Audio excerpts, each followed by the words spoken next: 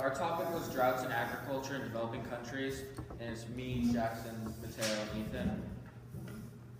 So this is a very prevalent topic because 110 people died in 2 days, according to a study done by Ken Curry of Africa News. And this is way too many that have died, and they need to fix this and somehow put a stop to it. Additionally, 1 in 5 people are homeless. This was done by a study of Max Variak of the Washington Post. And most of these people are homeless because they're looking for water or food to sustain themselves and their families. They don't have time to get a home. Additionally, 2/3 are illiterate, and less of them have available supplies of drinking water and what they need to survive. And this is caused by 3 different things. The main one is a lack of rainfall. So the warlords and people are taking most of the water from the aquifers and rivers and lakes. So most of them and the citizens and farmers are relying on rainfall and like 6 different aquifers, which 5 of them are dried up. So they don't have much water outside of the water rainfall. Additionally, the changing climate dries up the water. Most of it falls as precipitation as rain, not as snow, so it doesn't store there. And so they use it once and it doesn't store, and then it goes away. So they don't have any store for the droughts. And the last thing is the increased temperature. Again, more precipitation, more falls of snow. Additionally, El Nino, the ENSO events, El Nino Southern Oscillation, this changes the good little water that they have into warm, nutrient-poor water, so they don't have any good water left. This causes 2 main things: reduced farming and reduced farming. And this is because they don't have any water to do the crops and to water the crops, so they can't get that as food. Another is the livestock. They can't sustain the livestock because they don't have any water or food to feed them. So all of it is dying. And finally, this all leads to a widespread famine because none of them have any food or to eat. And this all could have been prevented by the government, but is fallen and is now run by warlords and rulers like that. And we'll go into this later in Jackson's part of the presentation, but it all could have been prevented or at least minimized. So our question was, should policies be implemented in order to mitigate the effects of droughts in Somalia? This is a really important question because potential solutions to this question could help save millions of people's lives. As Jake was saying earlier, many people die from the drought, either from heat or just lack of water for food or drinking water. So Somalia lacks a strong central government because throughout the centuries they've had a lot of religious clan wars, and that's led to them having a lot of different warlords throughout their country who all claim to have a lot of power. And this lack of a strong central government has led to them having a very weak economy, according to a survey done by researchers at the University of Harvard. So they don't really have anything to back up on when they do have a drought. They don't have anything to build off of. Like in the US, when we have droughts, we have a strong enough economy to bounce back from them and to rebuild from what we've lost due to the drought. But in Somalia, once they've lost things to the drought, it's just gone forever for the most part because they don't have a strong enough economy.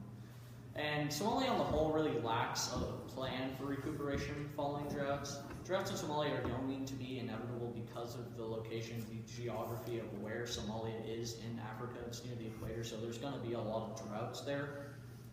And they don't really have a plan for that, and they know it's going to happen, so they really need to establish a plan.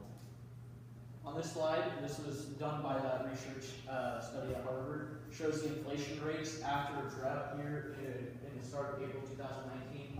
The inflation rates just go through the roof because of their weak economy. They can't bounce back, so everything just goes through the roof.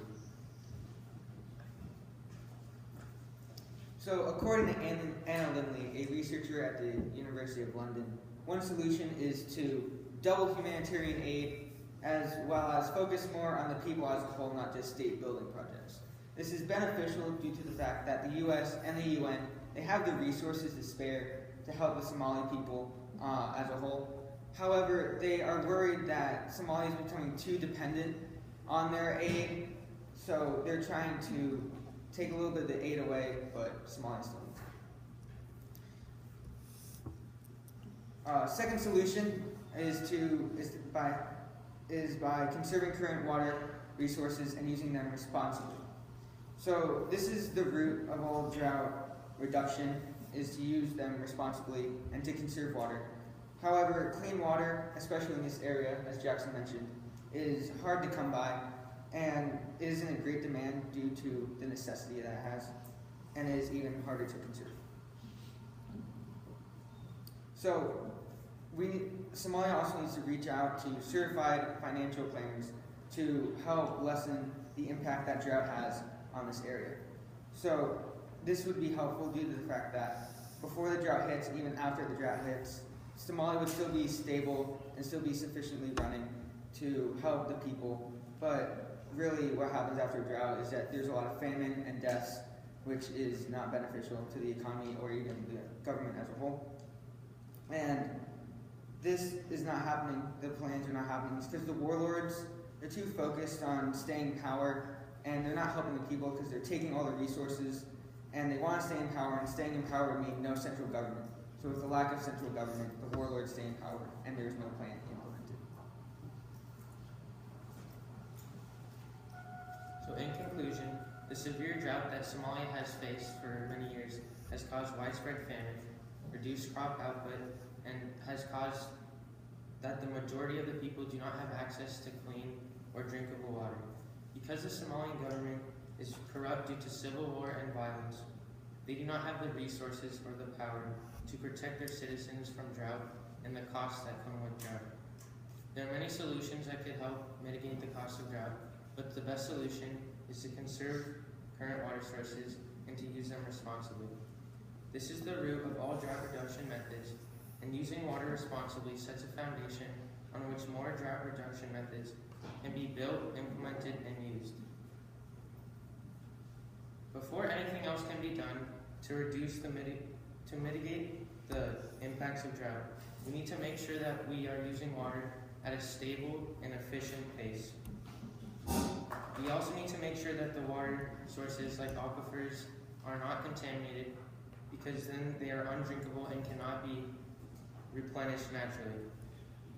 Ways to use water efficiently are to build water resilience out of present rain-fed farming systems, and to use conservation tillage systems that have been proven to improve precipitation penetration and retention of soil.